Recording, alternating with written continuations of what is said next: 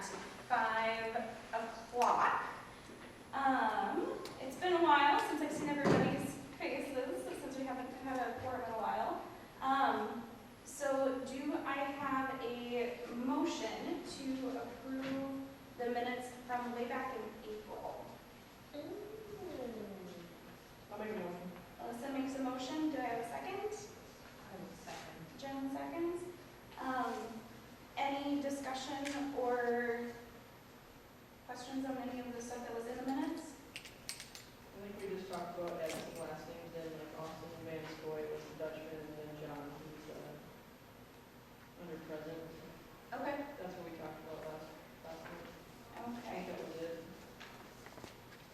Okay. All right. Anything else? All those in favor? Aye. Any opposed? All right. Wonderful. I do have an addition to the agenda. So the other piece of paper that was over with our meeting packet was an email that I received from Carly over with BCC about wanting to rent a park. So I make a motion to have this added into the agenda. Second. Okay, wonderful. All those in favor? To add into the agenda? Okay, perfect. Any opposed to adding into the agenda? Hearing none, wonderful. Is there anybody else who has anything else to add to the agenda? No? Okay, hearing none. We'll move right into our first piece here. So we had 2 applicants who applied for the open position on Park and Rec. And earlier today, myself and Casey received Todd Crego's resignation from the Park and Rec Committee. So we do have 2 open seats on this committee. So since we had 2 applicants, we would be able to approve both of them onto the committee. Kristen is here today to see how everything goes with our meetings. And Steve is working in the Twin Cities today. So he is not in town to be here, but he lives over in Morris Township, so he lives right outside of city limits. And they were both interested. So for now I'm looking for a motion to approve both of their appointing onto the committee. Or if you have any questions or anything to... What's Steve's last name? Steve Toddie. Oh. He worked. It'd be nice to meet him when they show up for the meeting and be already on the board. He works. He does quite a bit. I want to say in the Park and Rec realm. He has quite a bit of experience with it. And he is, I want to say he was from the area. I'm trying to remember because we had a brief meeting with Kristen and Steve, and then Adam Harold and I all had a meeting, the 5 of us. He's fairly new to the area, I want to say within the last few years, but he brings a lot of good experience in the Park and Rec field.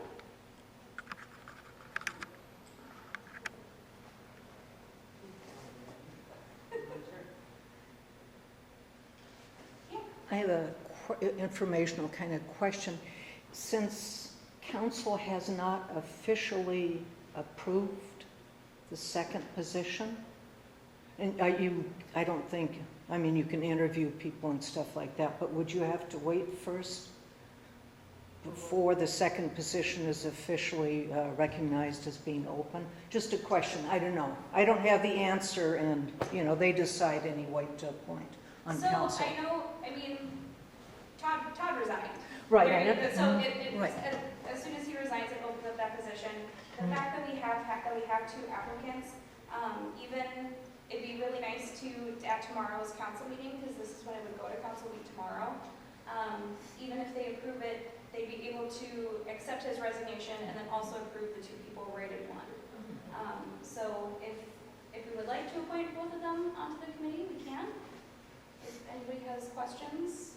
It's just that we had the 2 applicants for the 1 position, and now we have 2 openings. So two people, two openings. Makes sense. Makes sense to me. Yeah, and as like the person who interviewed and then, but do you have anything you want to discuss, or like? I think that both of them are fantastic additions onto our committee. It'll bring wonderful perspectives. I know that there was a little bit of hesitancy because Steve he's outside of city limits, but we do operate as a committee with both citizen and non-citizen committee members. So it'll be good perspective for both Kristen and for Steve to be on the committee. Madam Chair, the only wrinkle I see is if the council hasn't yet received the resignation and created an opening, we might be obligated to advertise for people to fill that position rather than just take who's available. But I would just appoint both of them, but we may be under some obligation to advertise. Sure. Okay. And now we have 9, right? Well, we're supposed to have 9. We have 7 right now. But even with those two, since we're supposed to be 9 and we're down to 7, I don't know if that affects our quorum size, but I know that 5 is our quorum, which is what we have. 5 or 4 out of 9. Yeah. So would we like to recommend the appointment of both? Would we like to recommend the appointment of Kristen for the one and then see what the council has to say about the other opening that came in just this afternoon? Or do we table it till next month and the council can talk tomorrow and make the resignation? And then we can approve both of them next month, nobody applies. So my understanding is that tomorrow for council, Kristen's approval is going to be going to council tomorrow. That's my understanding as it stands, as sitting here right now, for X open position. That's been open since I resigned about a little over a month ago. Todd's position, we can wait. Either way, if we want to table it until next month and decide, but council's going to be moving on the one open seat tomorrow. Why don't we do Kristen and then we'll have the other open in case they need to announce it. Okay. And we have an applicant already for it, so. Yeah. So do I have a motion then to appoint Kristen onto the Park and Rec Committee? I'll motion. Okay. Okay. First Abby, second Julie. We still have that opening for it. Yep. And we'll have that opening for Todd's Yeah. seat. Any further discussion on the motion? All those in favor? Aye. Any opposed? Hearing none. Wonderful. That'll go to council for the official approval, but welcome to the committee, Kristen. Wonderful. Morgan? Yeah. To get someone on board right away, I mean, it's the issue, the procedure, and I'm glad you're here, Paul.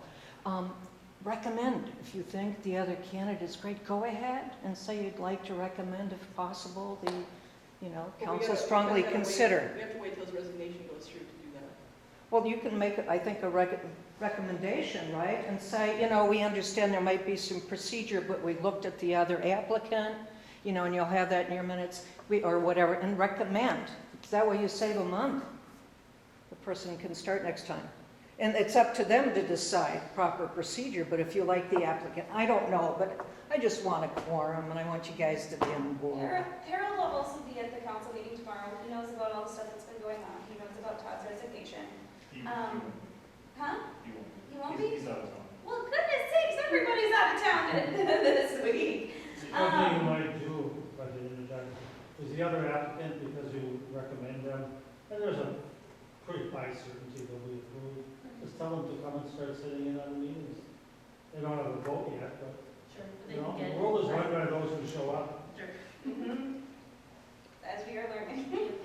Okay, so do we want to make the recommendation about Steve? Or do we want to table it, as we previously discussed, until we hear more from the council to make sure that there isn't any of those formalities where the position needs to be posted to the public, so that way if more people do apply? I'd be open to making the recommendation and then are formalities, then boom, go through, no problem. And if there's a way through it without those formalities, then yes, we're already done. Yeah. with that. Yes, okay. But I'm open to more discussion. Well, you have the motion. Do I have a second? Sorry. Second? Wonderful. Any further discussion?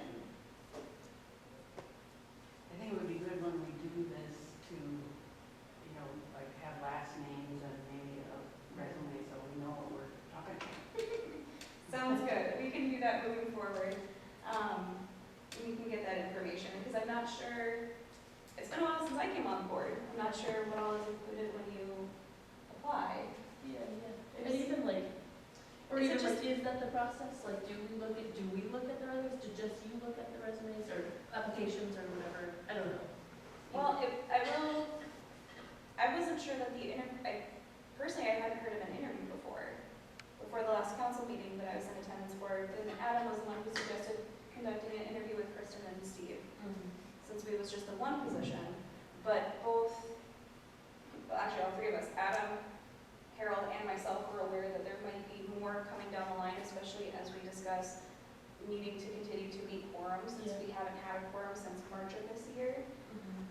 That there might be more resignations coming down the line, that it would be good to have the extra people who were interested and have their information available. Sure.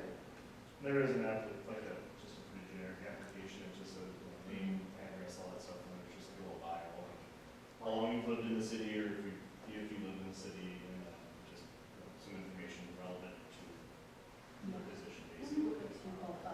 Yeah.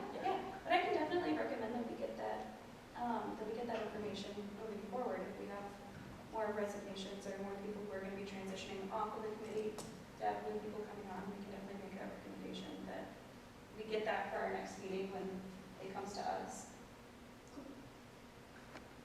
When I came, just for information, when I came on many years ago, it was suggested that we have somebody from ECR on the Park and Rec board, and at that time there was also a representative from the school on the.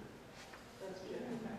Yeah. On the college, she's the school, you're ECR. Yeah, and then we had to say, or, we had to write down, how we would contribute.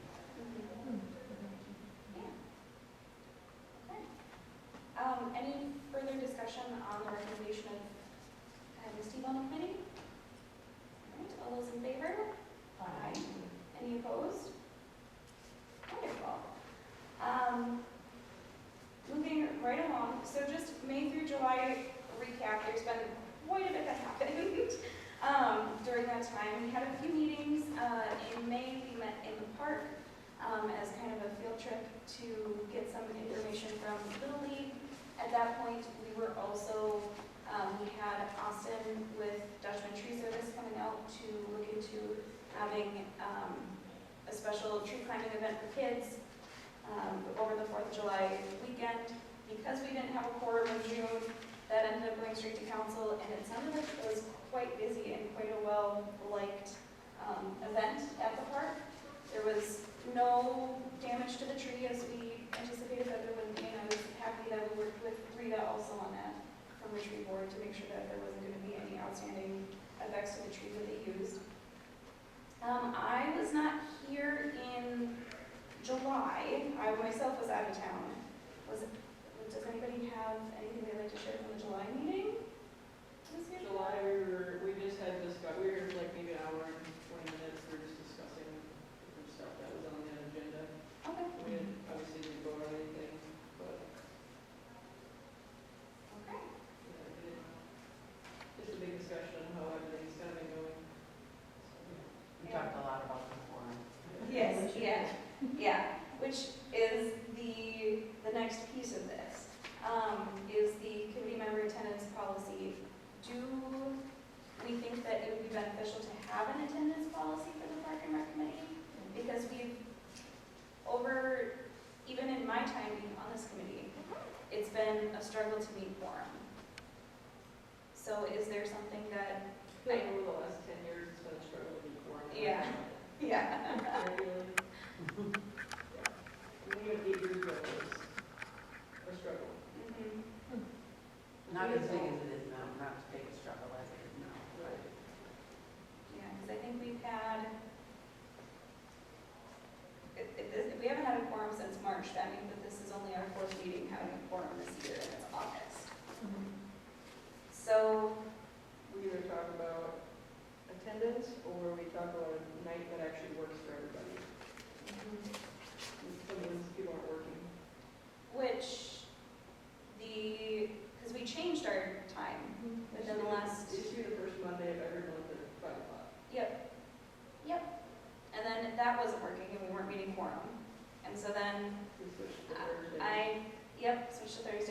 and then that wasn't working, we weren't meeting quorum.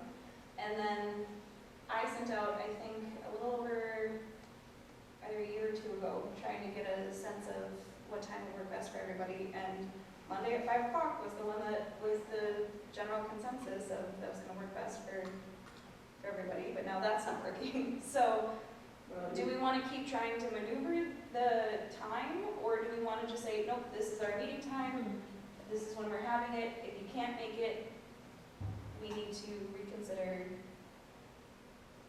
we need to maybe have a different representative from somewhere in that seat. Yeah, my default opinion is keep it as it is, and if, well, I guess we'll see, yeah. If there's an easy fix to a different thing, sure, let's do it. But I don't know if that's the problem. I think it's more just like prioritizing the meeting or making sure that this is on your schedule and not forgetting about it or whatever. Because like the first Monday of the month work, second Monday of the month is, there was something else going on the second one. There's like scheduled meetings that are every month, right? So Yeah. like, the third Monday of the month is always like first responder fire training. Sure. So that if you're on that, you can't, like, I have that tonight. It's Yeah. the third Monday of the month, which is what, first Monday of the month that would work for me. Sure. But that doesn't work anymore. Yeah. But I can find somebody else from college to take over my spot. Okay. Sure. Hopefully. I mean, if it would be worth another look at, if Harold and I would also be happy to work together to set up like a survey monkey, send it out to people, see what day and time works for everybody. If it would be worth having one more try on a meeting, changing the meeting time one more time to what works and what's open. But after we do it that one other time, we're not going to be able to just keep moving the meeting because people can't make the meeting. We'll say it looks like the second Thursday of the month seems to be generally open on the city calendar. As long as our meetings are before the city council meeting, so we can get our stuff and push it through. Yeah, so you'd be after the first council meeting, but before the second. Which is what our meetings are right now. Yeah, maybe So, one more shot at the survey, and then just like all of us just being on board with like recognizing the importance of being, if you're gonna be on this committee, then like do your best to show up to Yeah. the time, I guess. Well, I think part of that for me is a struggle because I have night classes that I teach for my job at the college, but Sure. I'm a representative here Sure. for the college. right. So like, there's 4 months out of the window right there for me, but usually spring semester. Sure. So, Is there a certain day during the spring semester that you would have open that you wouldn't be teaching night classes? Monday, Tuesday, Thursday I teach. In the spring, Monday, Tuesday, Wednesday night I teach. Well, I've been at 5 of them now Okay. in the fall. So fall works now. It used to Sure. be 6, but now it's 5. Yeah. And I can rush up here, which I usually do. Totally. But EFT class, I have now at 5 to 9 at night. But then I can always have somebody come and fill in for me, but they can't vote. So what's the point of that? They usually just read the minutes and then Yeah. catch up. Well, and I asked about this when I came to the council meeting after it was finished about if we'd be able to do, if we are missing only just one person, if we could do like a telephone or a call-in vote. We can't. It wouldn't matter anyway, I'd be in class. Right, yeah. So, I guess something to add too is like we have had an open seat for a while, and so I think that also added a layer of stress. You know, like we're just like We only can miss 2 people. right. That's just our margins are smaller or something like that. But so maybe just that might also help just in the future to have like a full committee. yeah, absolutely. That can also help. Yeah. Yeah. And yeah, I guess I So- didn't mean to be disrespectful to anybody saying like I don't just mean that wasn't my intention. I skip a lot of stuff to come to these meetings. Yeah. Well, and it is something that it's difficult, right? I mean, I think about people who have multiple jobs, and it's just the one where there is that overlap for part of the year with night classes. I think about people who have multiple jobs where they're, like Todd was, where he was working multiple jobs, and that's why he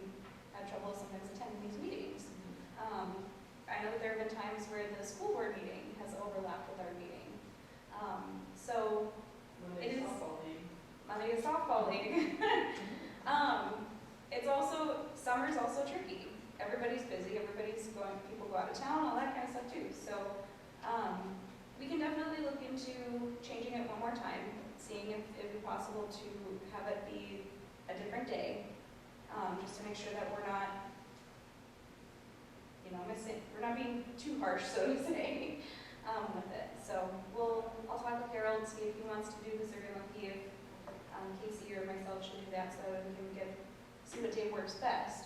Does this 5 o'clock time work best for everybody, or would a later, like 6 o'clock work better? Okay, Julie? It's kind of hard for me to get here right at 5 all the time, but it's worth trying. I'm amazed, if 5 doesn't work for you, I'm amazed at how quickly you can get over here. You must have like flash speed to get from the ECR building to here. Because you're never too far off of 5 o'clock. Right, yeah, so I think 5 is fine. Okay. I wish you were. Okay. Kristen, since you're coming on the board, is 5 o'clock? Yeah, I'm best? done with everything by 3:30. Okay, awesome. Awesome. All right. I will work with Harold to get that information out so that way we can make sure that we can keep having quorum. Morgan, one other thing you might consider 9 is an unwieldy number for a committee, I think. If we were to try to cut it down to 7, you might have more chances of getting quorums. We might talk about it or think about it. I know 9 provides a broader base of community input, but we're struggling to get quorums.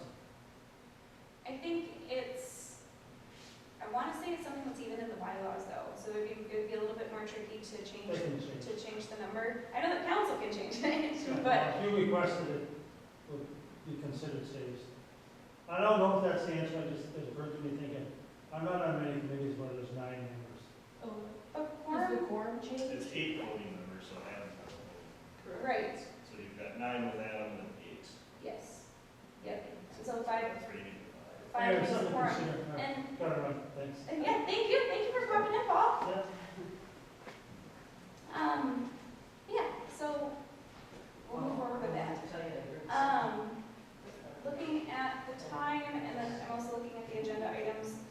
If everybody's okay with moving some stuff around, just that way we can make sure that any items that need action, get those actions taken. So, let's see here. Turn myself to benches. Mostly the benches were just some updates. Could the tree, adding trees? Yeah, trees and benches.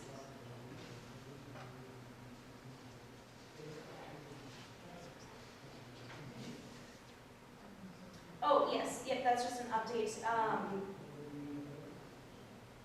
just an update, I want to say. Yes. So,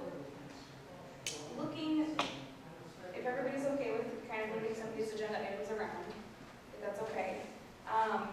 The first one that we'll bounce to is the addition from Carly from the college. That is that separate piece of paper.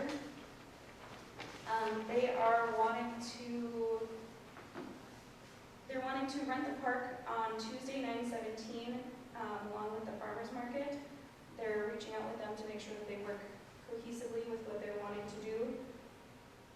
They're interested in renting out the park, and below where the bullet points are, it gives some information as to what they are wanting to have there.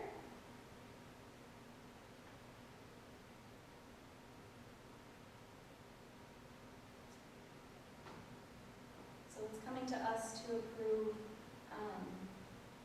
that they are able to rent the park for the allotted time. And then probably Casey would work with them on how much it costs and making sure that, because I want to say there is an application or some brief information that they'll want. Yeah, I'm pretty sure we have like the insurance, liability insurance, and all that stuff, just so we can call it really good. Yep. I'll make a motion. Alyssa makes a motion to approve. Do we have a second? I heard Abby first, so. Alyssa And I first. think the purpose of this is to help the students feel part of the community, It's right? like new student orientation kind of stuff going on.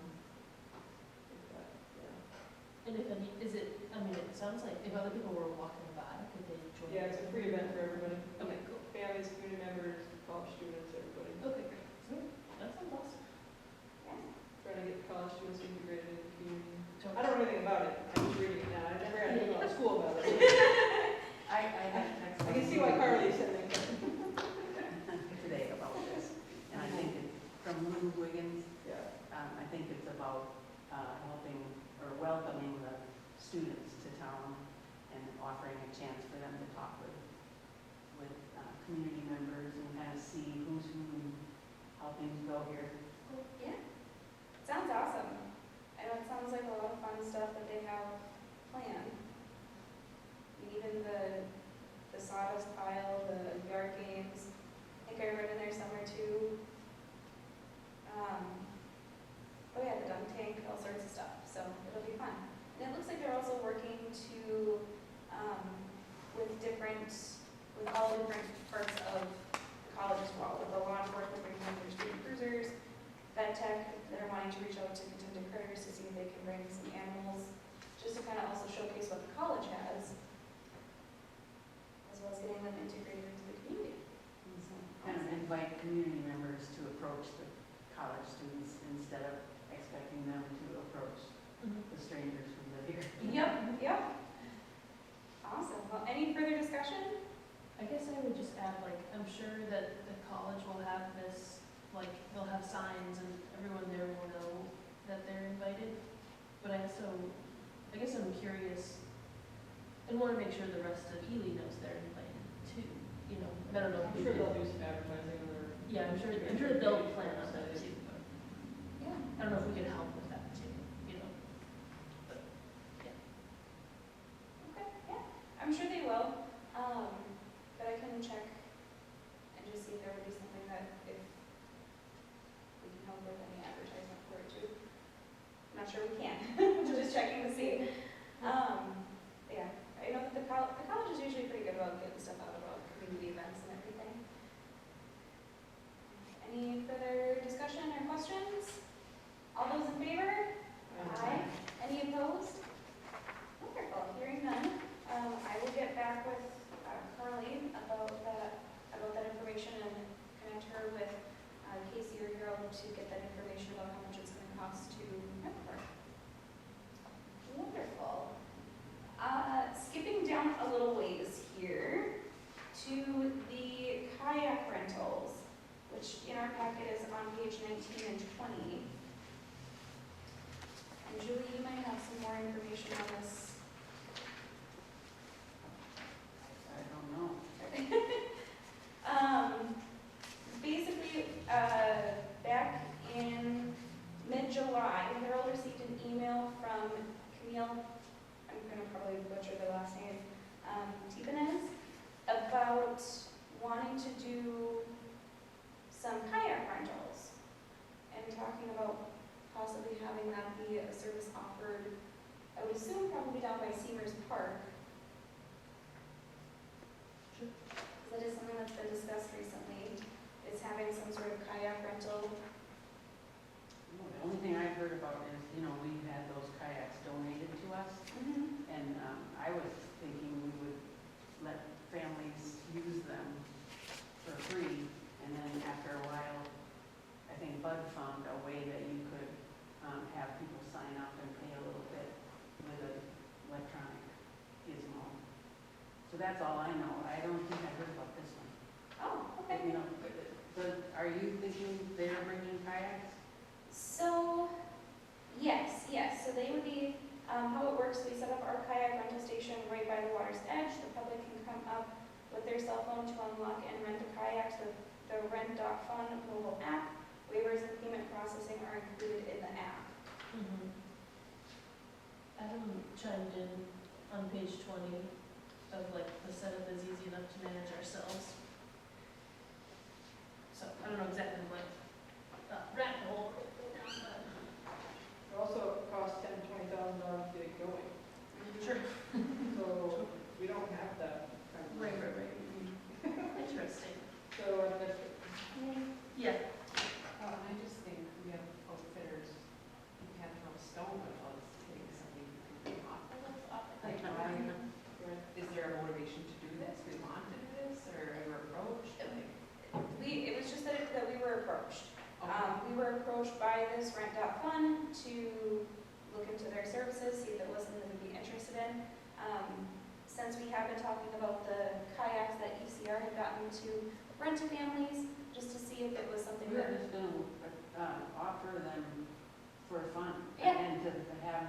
something that the families can do together, that they wouldn't, you know, they wouldn't buy a bunch of kayaks for multiple kids.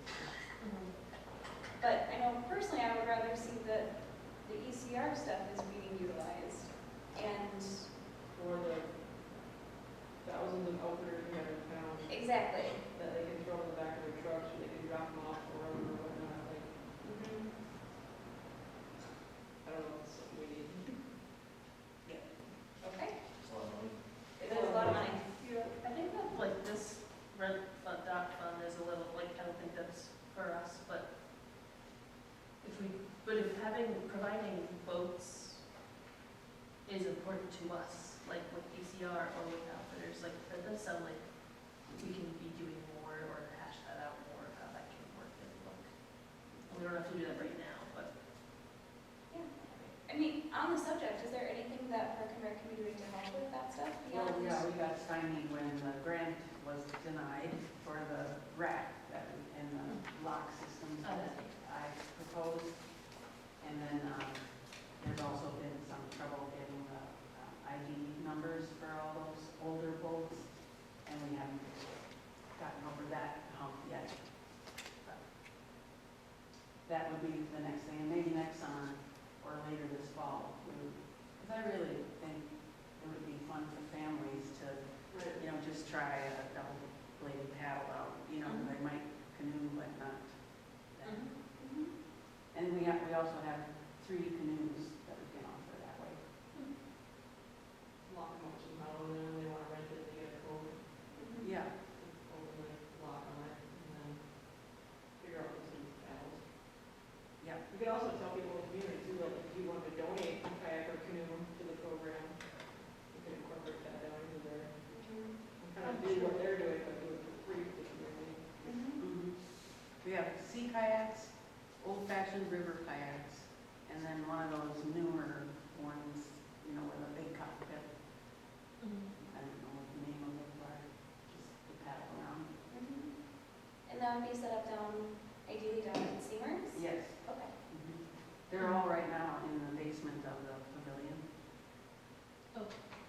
So they're there already, we just need a way to organize. Yeah, The structure of getting it to people. yeah. Yeah. Next time you're down there, notice the new paint job on the outside of the basement that the Upper Mountain kids did. Is it just one color? Is it just fresh? It's just one color, and then my next idea is to buy whatever the artists say we should cover the old concession doors Yeah. with, and then pair up like either a mentor and mentee pair with an artist from town and work together on, you know, have one of a swimmer, one of a kayaker, one of a canoe, and volleyball, beach volleyball, and don't you think that would be pretty cool down there? Yeah, that sounds cool. Oh, having that painted in a fun way would be awesome. Yeah. For sure. Yeah. And I don't want to just turn the elementary kids loose. Because they just keep adding names, you know, and pretty soon it doesn't, you can't tell what it's supposed to be. I'd be curious with the boat stuff too, and I know we circle around this sometimes, but like having like a beach attendant is like like somebody working there, and maybe a lifeguard that would kind of fit in, but who's also like has the keys to the boat locks and is like, I don't know, and I don't know, that would be a way to manage that for 40 hours a week or something like that. We're in like a part-time position, somebody who's already, like a student that's already working. Yeah. And they could do like a Friday, Saturday, Sunday, like a Yeah. 11 to 4. Yeah. Where it's really busy. Yeah. Well, I know that the city used to have attendants down there, and they used to have lifeguards down there. And I think it became a matter of funding and being able to pay them to be down there. If there's a liability too, once you actually have somebody down there, that liability is too.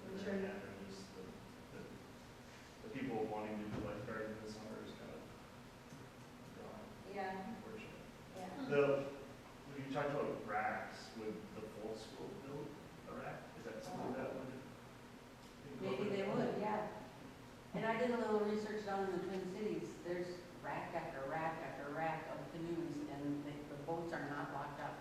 So I found somebody who knew how it is, and yes, they do get stolen. But I guess they eat it.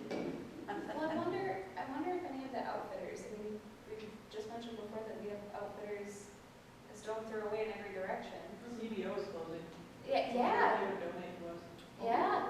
Well, the 3 that we have, we bought 1 and 2 are donated by price. Gotcha. How many more do you need? They give us their, like if somebody trades one in and it's in rough shape, they use it as a practice for training their repair people. Sure. And they expect to give us more that way. Cool. And they're fine, you know, it's a variety of models and that's kind of nice. So how many more do you need? Well, I don't know, we better get the organization part. Okay. Or we. Okay. So hold off reaching out to Canadian Border for a little bit still to ask to see if they donate any ECR. Oh, I did talk to them, you know, because they're changing. but Yeah. They sold them. Oh, really? Interesting. But I wonder if you have more outfitters if you want to do like what Rogers is doing, where they'll donate the ones that they're no longer using and that kind of stuff, so. Yep. Well, I promise I will keep working on it. Okay. I'm slow. No problem. You let us know if there's anything that we can do though to help with it too. Okay. Because it's such an awesome service to be offered to the community and the families who they might want to do that, and they would have the ability to either pay an outfitter or get the supplies themselves. So that's really awesome. All right. Well, let's see here. We will jump into because a majority of the other stuff is just updates and discussions, but I want to touch on the comp plan because if there's anything that we want to have in the new comp plan that is currently being worked on, my understanding is all of that is by end of September. So having a discussion about if there's things that we would like to have on the comp plan, some things that we've discussed in the past, and some of the stuff that's also on the agenda, like the pizza oven, dog park, working with Little League, murals, some of that might end up falling into the comp plan as well. And I don't know if, Frederica, would this be a good time to have you bring up I think so. your, Perfect time, perfect time. There wasn't a form for me to fill out. Perfect timing, because there's an uproar in the neighborhood and also outside regarding some planned development. And I live in the dead end there of Shagula, and I'm a block from where the outdoor concert stage is going to be built at the old train depot. Yeah, and it's been in the council meetings and planning and zoning, and was a huge article, several pages, in the Ely Echo. And when it was first brought up, this outdoor stage, I think it was about 1.5 2 years ago, and the neighborhood's upset about it, and I know there was a change in the zoning, so it's commercial. But I think the major thing we're concerned about, and you're probably going to hear more about it because there's talk in the neighborhood of a petition, and I know some people outside of town are really upset because of the outdoor stage. And it's going to be right there by the Veterans Memorial, by Miners Drive there. And there's an issue about the noise. There's an issue about what's the purpose of that area, as well as what does the comprehensive plan say to guide you. And I noticed tonight, looking at the agenda, there's been no mention about preserving and protecting open space and the environment, which is part of the comp plan. And back in 2016, goals and objectives were supposed to have been written up. I told you that before, came here before, and I've talked planning and zoning, to preserve, protect open space. And what I'd like you to do, first of all, is please set up some meeting in your future agenda to meet with the planning and zoning people. and talk about, because I know Scott has a partial list he presented to them, open space, but not all the green spaces there. Again, preserving, protecting. I don't have the verbiage, and that page is missing here. I can't remember if it's page 27, 29. I do have that posted on my website about you're supposed to have goals and objectives to preserve, protect, what have you, some verbiage on that, open spaces in the environment. I don't see anything in this in your agenda tonight and previous agendas, okay? And I'm not saying bad people or anything, but please include that. And part of that, not only preserving, protecting, is also having a noise ordinance. And I brought that up at council and planning and zoning. And it's not just a noise ordinance, and they tried to do it for dogs, but basically, we're humans, that's a residential area, and noise carries. I'm the way over there, and I got to hear Walk the Park. This is a block from me. It's going to be an open stage outdoor. As I was working in my garden and came here late, I'm spending all this time, this is their third house. My first house I worked on, I got the city of St. Paul to approve people using their yards for native plantings. Had the police come out, double check that it wasn't weeds, okay? The second house I had, we got an award from Ramsey County Watershed for water retention as well as the gardens, pollinators, okay? And I'm going and I'm doing this in my yard and enjoying all the bees, thousands of them. Why am I doing this when the city itself, what are they doing? Okay? And so what I'd like you to do, think about including the agenda is talking about that. And again, you're not going to have everything done by September, but thinking about, talking about goals and objectives to preserve, protect your verbiage, open space, and the environment. Okay, please think about that in your next agenda. You can do that, including noise, because you're coming from a different perspective from planning and zoning, because they're into more development for people. There is land use, and you, hopefully in this group, would be concerned about nature. Because birds don't want all that noise, and other critters. And I moved, like many people I've talked to here, because it's quiet, I like nature, and it's safe. That's why we moved here. And we're in that area, and now we have a development that doesn't fit in with that space, because it's not in the comp plan. So again, I want you to think about that, so you put that in the next meeting. As I say, there's going to be a petition going around and probably some uproar. I'm not expecting it tomorrow night because we haven't had time. But basically, please think about that other part that you're responsible for. Thanks. Thank you. All right. We haven't had the green space talk with Bill Kess, he's been in here a couple times. That was in January, February, somewhere in there. Yep. He hasn't been back since. No. So, No. But I can understand the want to, especially with when Bill was coming in January and February, it was discussing about some of those green spaces that in the planning and zoning guide, they were listed, I think, under O, which is other. And so what he was recommending, or wanting us to recommend also, was to keep that as green space and to recommend that it be not transferred from other into possibly something commercial or something like that. Which A lot of that is wetlands. I mean, right. And what for us it would be more wanting to keep it, like we've been saying, for green space.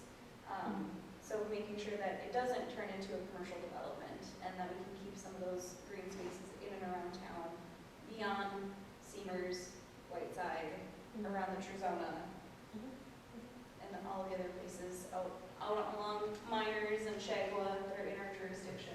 Yeah, it's open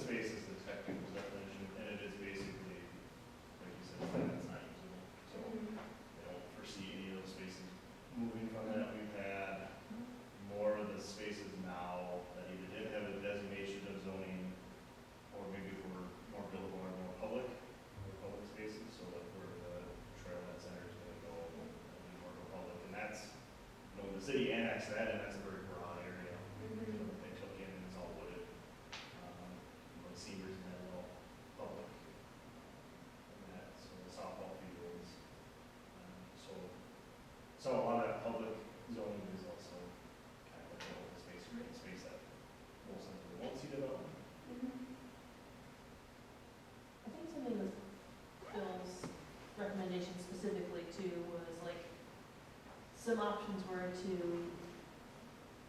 potentially add another zoning thing or ask city council to do that and like call it a natural area or something. He brought in some examples of other cities.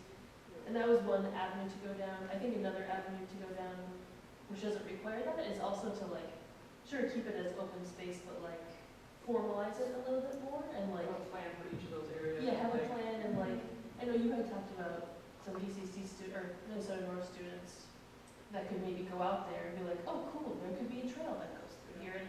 And I don't, we Look need at to each look of at those areas and see what, like, how we could use it as like a natural space. Right, Can and we like, leave it? yeah, Can we put like a hiking trail in there, or Right. like a snowshoeing trail, like there's different, like, yeah, can we what's add the a layout of layout it? and like put a sign there that says, this is Ely's. Natural area, really natural area. or Yeah, we something. had like a little phrase, so Yeah. we're going down that road a little bit, but I would love to revisit that if, as like making that a more official thing if possible, but Like, if we wanna put that on for next month's meeting, like, we start school next Monday, so I could incorporate that into maybe my intro to Park management class. Right. 30 students right there that I could send out and look at these areas. yeah, and like come up with like, what could you do? Take pictures of the Yeah. areas, like, go measure them. Yeah. How big are they? Yeah, we could get Some one other there in opportunities, there should be those areas, if there could be opportunities. Yeah. From a perspective of a 19-year-old. And I'd like to suggest where I was going from is the perspective of birds and critters that aren't human. Okay, Right. not just, not for trails and stuff. I hear what you're saying, but I just want to throw Are that some in. of these areas can we use for trails, or some of these areas, like, we should not do anything with this area?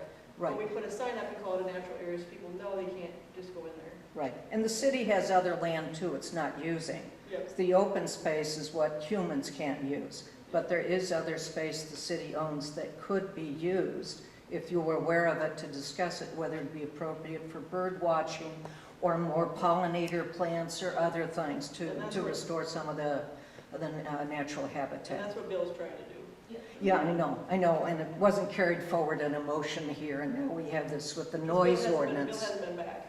Yeah, he's He been hasn't busy. followed up. Yeah, I've Yeah. talked to him a few times, but we have an issue also with the noise, so I'll be quiet. Invite us to do that, invite us, and I'm looking to you, Scott, as the planning and zoning person, so to say. Is this something that we should discuss with planning and zoning before we just move forward with it? Or do you think we'd be okay to say, yep, Alyssa, send your students out there, we'll take a look, and when you come back, we can move forward with recommendations? Yeah, I think it'd be like a collaboration, that's what I was trying to think of, like, I don't know if that should be a study session, or you just, you invite members to, we could designate our September meeting to discuss it, and then, anybody from the Park and Rec Board could come to that. We can just add it to our agenda and kind of go along that way. Okay. I can roll this into spring too, and just do it with my Wilderness and Park maintenance class, which might be a better option. Yeah. Up to you, I will say for that, if Gives us more it's, time. okay, Go through the maps and stuff. Yeah. After I go to the. yep, no problem, thank you. Bye. Because that would be something that would be really awesome to do, is to see about what those areas have, if it could be usable, even if it's just little foot trails, so that way people can go out and enjoy the non-human critters and birds that are in the area. Because I know I don't mind going out and sitting in the woods in the middle of nowhere to bird and animal watch, but I know that some people like to have at least a foot trail to get into wherever that is and to see what those areas hold. So that would definitely be a good thing to move forward with, and with the comp plan as well. So, is it safe to say that one of the goals that, now that this is going around the corner, but we can discuss this, with our comp plan, is that something that we want to include in the comp plan for the Park and Rec section, is to continue to maintain and,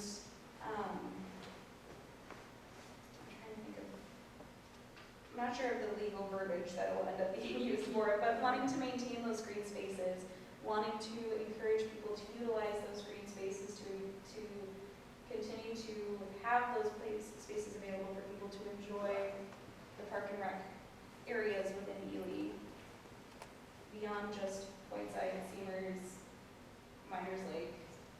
I would say yes. Well, go ahead. Yeah, I would say yes. I think having, especially those students, if, like, getting those hours of them be pretty informative and educational too, but like having data and information about those spaces and then being able to make decisions about what we want to do with them, if anything, is something I find really intriguing. And there's also something too to tie in like what Frederica is bringing up too, of also like, I think it's a little bit of a different topic of also like how do we maintain the natural area as it is and not disturb nature as it is already. I think that's like a separate bullet point. So anyway, I just wanted to parse those out a little bit. Yeah. I thought when we talked about this before, and then checking in with Harold afterwards, the open areas are open to suggestions from people who would know how to make it into, something of value, of a, better value than it is right now. And then work with planning and zoning to determine, the city's view of that idea. Does that make sense? Yeah. And that would be a way to get there, Sure. rather than just say the city is not doing it, or, just to include the input of people who would use it, I think would make it higher quality. Yeah. Yeah. Yeah, there's land, when I look at the zoning map, like, there's pieces of it that are just flat out not usable. Right. And there's pieces of it, like you said, you put like a trail or something in, something low impact where, it's not going to be built on, but, I know there was talk of expanding the trail behind the college at one point and things like that. And again, maybe it's something between the two commissions, they can, maybe they can task the college to take on with the survey plan of, maybe they can get something for the school to do. Like I said, there's, just look at the map, there's areas too that were once zoned industrial that, with the hopes of certain businesses expanding, which isn't happening, and do we return that back to more of a public space or whatever, specifically around the Trizona, and, rather than flat mowing everything, like we do in the summer, actually put some sort of interactive gardening and things like that. Rather than just, when you drive down Miners Drive, it's kind of just For sure. but it's not on the north side of the road, isn't really, with all our setback requirements and everything, it's not very buildable on that side. Interesting. So, from my understanding with all of it, one of the things that we include in the comp plan is also just partnering with planning and zoning to get these things worked out to whatever capacity it is, and having a closer working relationship to get these green spaces, to get these spaces usable in whatever capacity that may be for parks and recreation that are available. We can definitely do that. I think I brought this up last time too, but there's a change in how to designate a school forest now. Do you remember talking about this before? In the past, it used to be that the school had to own the land, and most schools would arrange for a donation from a community member for a school forest, and now the city or the county can work with the school to create a school forest. And Harold was all for it, all excited about that, and that would, there's a grant that goes with creating a school forest that would, help make it handicap accessible, to parts of it, and, there would be, perhaps plantings that would attract birds and, efforts to get rid of invasives and stuff like that. So I hope that we're going to continue talking about that in this next year. Yeah, that's really interesting. That's pretty fun. Vermillion, the advisory board got that, because I've heard about this, but it was Vermillion is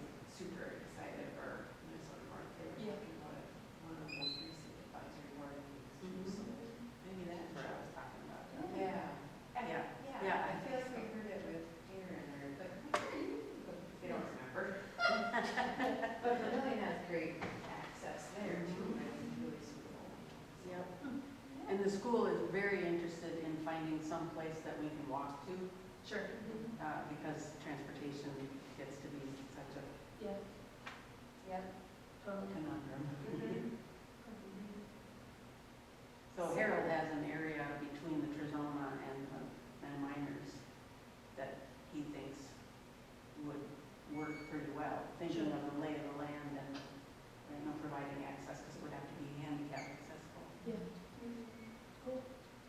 That's an interesting thing to consider Yeah. for the comp plan too. I don't know if we want any part of that. Sounds like it's a school thing, but like. Right, but that would be only intermittently used by Right. classes, so it would It'd be open. But I think, Yeah. Yeah. but I think that is something that ties into, even with like the Little League on our agenda as well, and into our comp plan, it's working with some of these other organizations to offer these park and rec things with the schools, whether it be with ECR, at elementary school, high school, BCC, working with these other organizations and places that would really benefit from these recreation areas in whatever capacity they might be able to be used in, looking into partnering with them and saying, what would be something that you would use?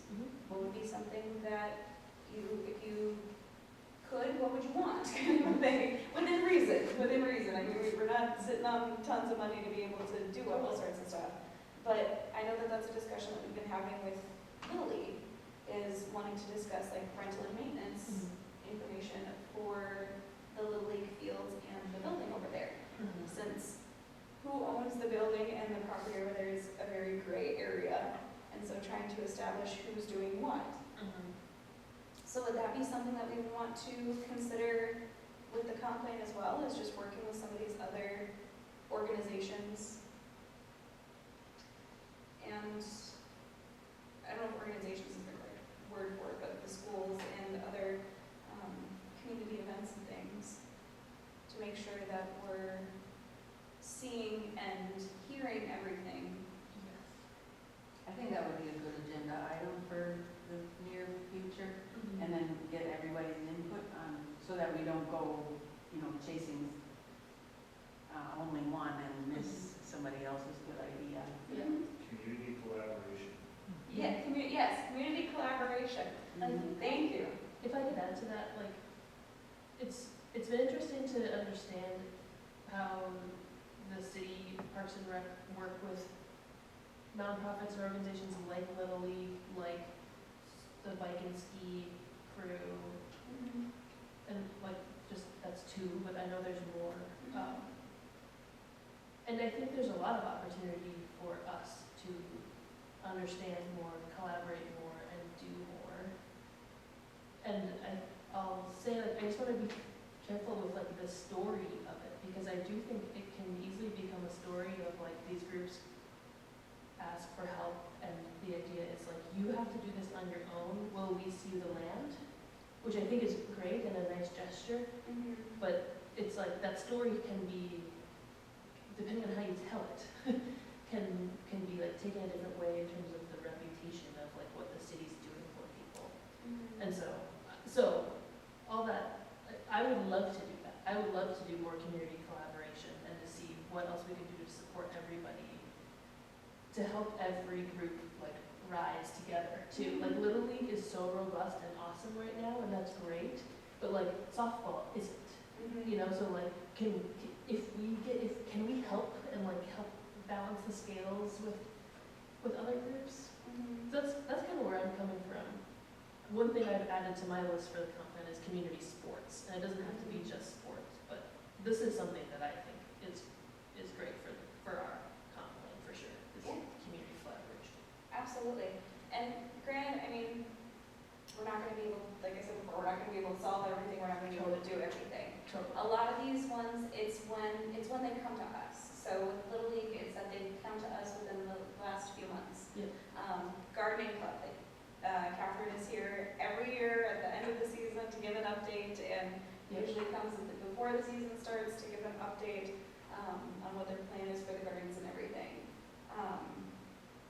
So, and like Alyssa brought up too, with Bill Taft coming to our meetings to discuss the green space and the open space, and then since he's been busy, he hasn't been back. past. Right.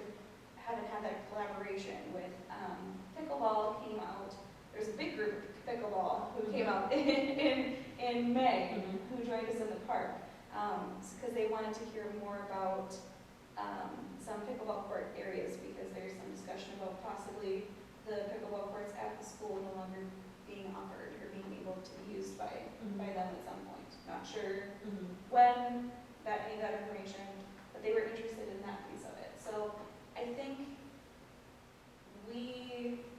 because we also don't want to overwhelm ourselves at the same time too. We don't want to have all of this information coming in and saying, well, so-and-so wants this, but these people want something else, or this wants this and this and this.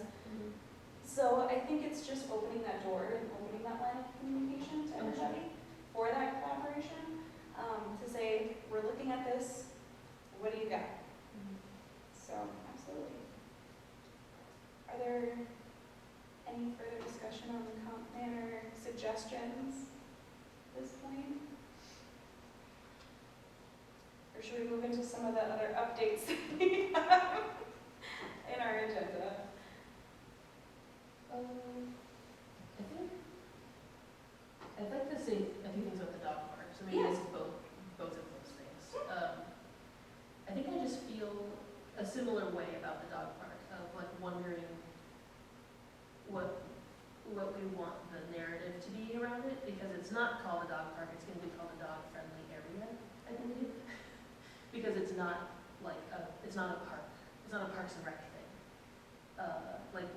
There's a dog park nonprofit, and we're gonna lease them the land, which is like the mode that thing, and that can be great. I'm not trying to just tear that down, but I do think it's like an opportunity to if we do collaborate with them, and if that dog-friendly area does say City of Ely Dog Park, because the Parks and Rec Board is in and wants to be a part of this and wants to have a positive dog culture.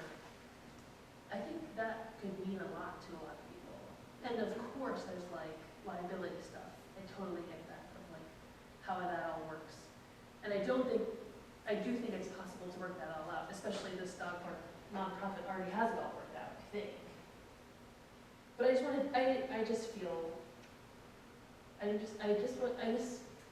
want to miss out on an opportunity where, again, the story might be people might be saying oh no, don't call that a dog park. The city didn't want anything to do with it, so it's a dog-friendly area. Ha ha. Do you know what I mean? With the story of it, is that coming through? So Yeah. I just wanted to bring that up, and I would advocate to support that group and be behind them as the Parks and Rec Board personally. That would be my opinion.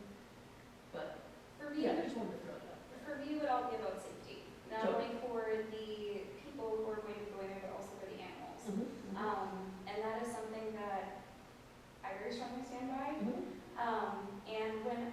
So I'd be more than happy to work with them, but I don't know at what capacity would be feasible, because if they need somebody if part of their requirement for liability and for insurance is that it needs to be staffed a certain amount of hours, or if it needs to be staffed, then it would, for other places, it would fall back on the nonprofit who's leasing the facility to staff it. I know that when Bruce has come and talked to the committee previously about the dog parks, he's mentioned about good citizens being the ones to maintain it and to enforce the rules. But that's not going to, I don't know how you can have that when it's something that a bad interaction is going to end with blood on the ground. So I would be more than happy, personally, I would like to work with them. If they're wanting to phrase it as more as just a dog-friendly area, I don't see why we couldn't have just more designated space for it.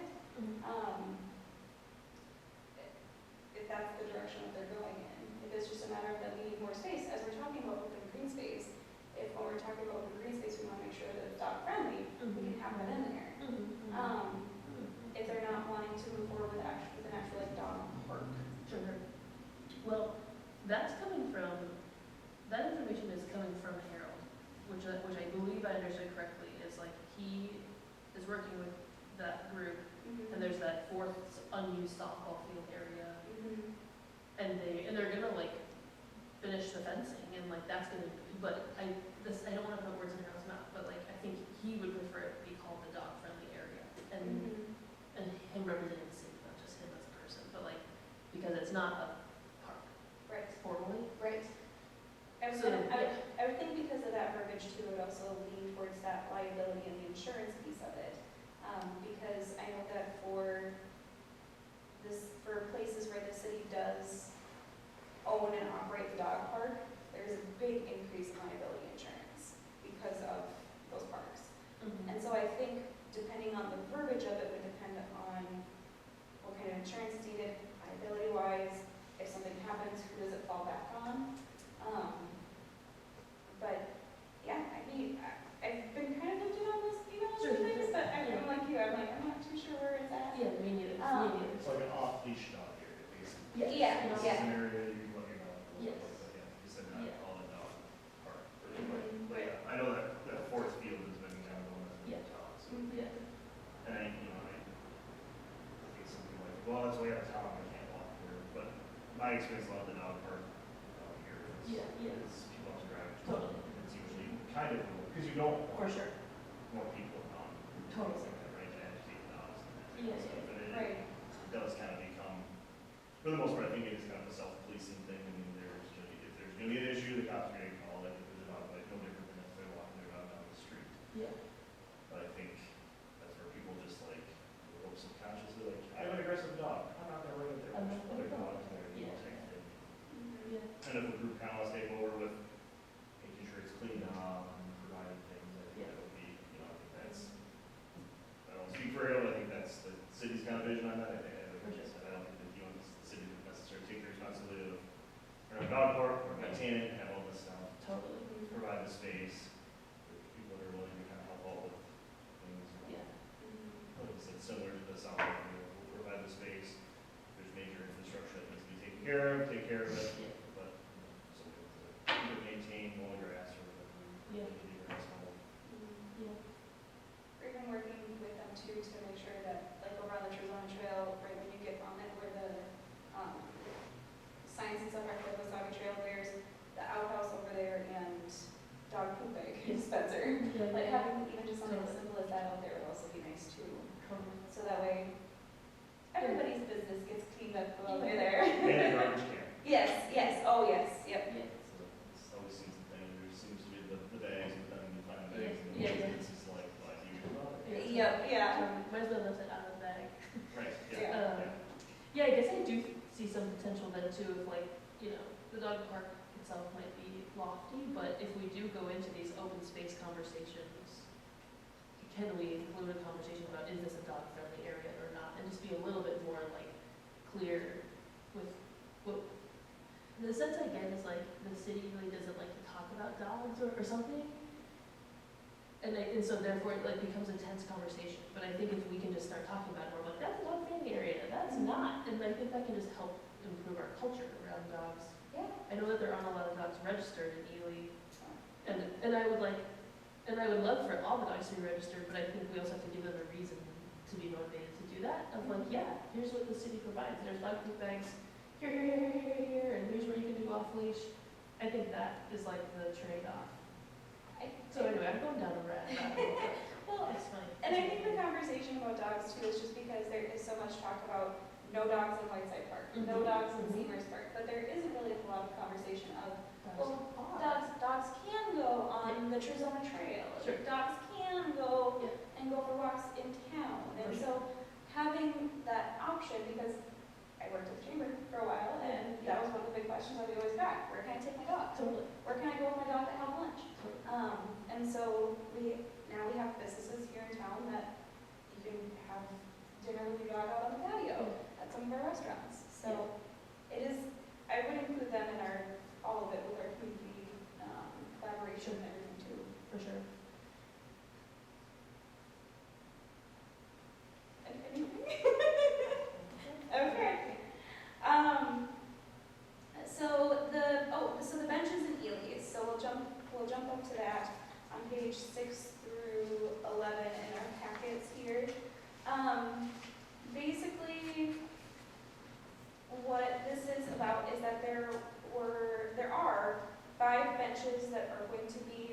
provided to the city of Ely. And there was conversation also, I know, with the tree board about,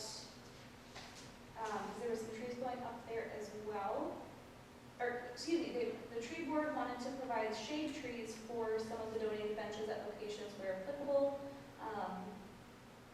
So when we determine the location, position, orientation, if we have one, which we can't make a motion on it right now, but we can definitely do that at our next meeting.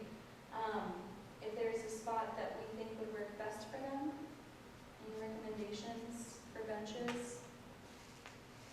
And then an accompanying tree to go along with it. Just something to keep in mind, and we don't have to come up with a spot right here and now. If you want to just take it with us, think about it. I know that for myself, one spot that I might think of would be possibly along Harvey Street at some point, because I know that there's a lot of foot traffic that happens there, especially around festival times, especially for people who are going to and from the park and then to the senior center, for the different events that are going on, because there seems to be coinciding events. Having some along there might be nice. Totally. That is a busy walking road. And it's only getting busier. I realized this last Blueberry Festival last month, Harvey, Camp, and even back on Addison was a lot busier than I've ever noticed previously, just with foot traffic as well as regular traffic coming through. Are the benches not going to go on these stairs if the donor wants them? Oh, It looks like. On page 7. yeah, that looks like, never mind. The way that the conversation had gone with, when Adam chimed in and said it sounded more like a location needed to be determined. I'm sorry. Maybe which ones would be, able to have a tree. Yeah. So the one in front of the senior center would be on the sidewalk? Probably no tree. Probably no tree. Unless you bust over the sidewalk. Possibly. That is a possibility. Busted over. Or it could be again, well, if the windows are down low. Yeah, sure. You face them to the side because you don't want to get in the way of snow or winter. Yeah, that would be the problem. Because it could be in the parking lot. Yeah, parking lots are up against the roof. Would be the best spots. Yeah, but it looks like they have 5 areas that Yeah. they've identified. But I'd be curious about the one in Whiteside Park, because there are a lot of benches in Whiteside Park. So I'd be curious Same where. vision of. Yeah. Well, maybe what I can do is I can see if Dane would be interested in coming and joining us for our meeting next month, so that we can give some further information about where he's thinking for some of these spots, and just to see where it is in the process and if they still need information from us. Sure.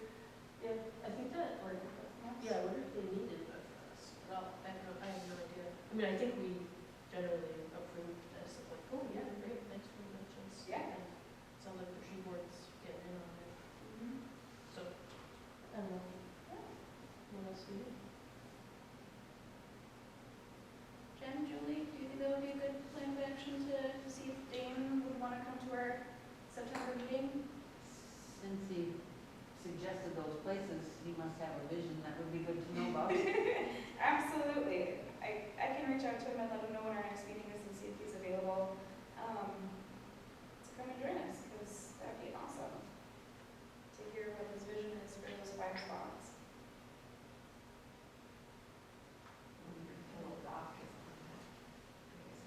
Very often, but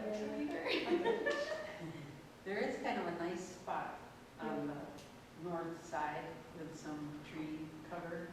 For sure. And it's kind of open there sometimes. Yeah, Okay. yep. And then there is a trail that we have talked about improving that goes down to Miners Drive. Oh, Chitona.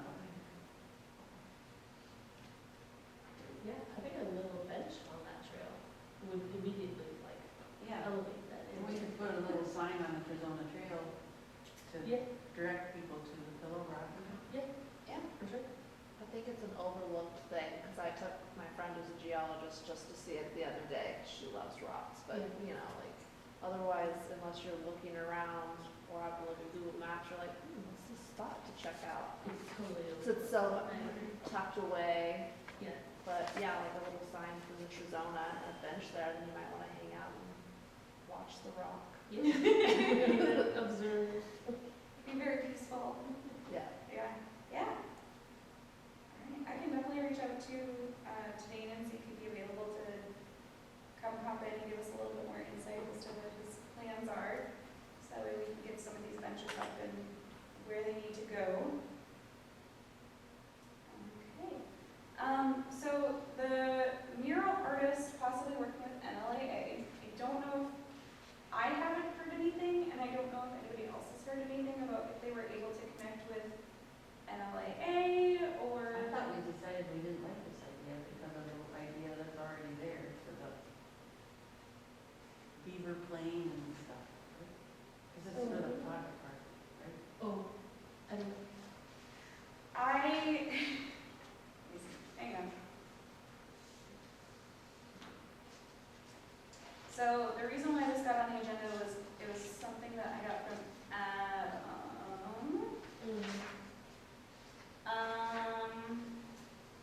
there was the mural artist from whom we are awaiting a reply, working in conjunction with NLAA. Yep, that was it. I haven't heard anything about it. I don't remember if we had decided about that we wanted to move forward with it, if it was something, because I know that we did approve repainting at the basketball lanes at the rec center. Yep, there's pickleball Yep. lines painted there.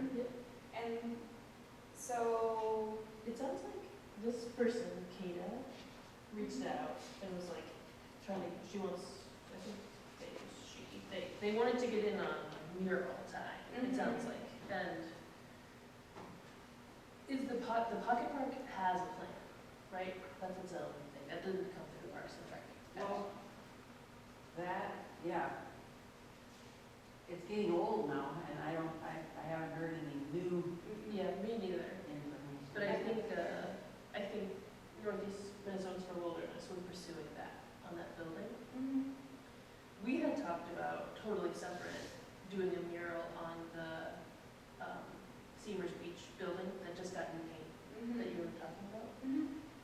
And I had met with Ian with NLAA because he is doing a big mural project in Ely, and it's like finding artists to do new murals on big spaces. Right. So I was like, hey, is there a triangulation we can do?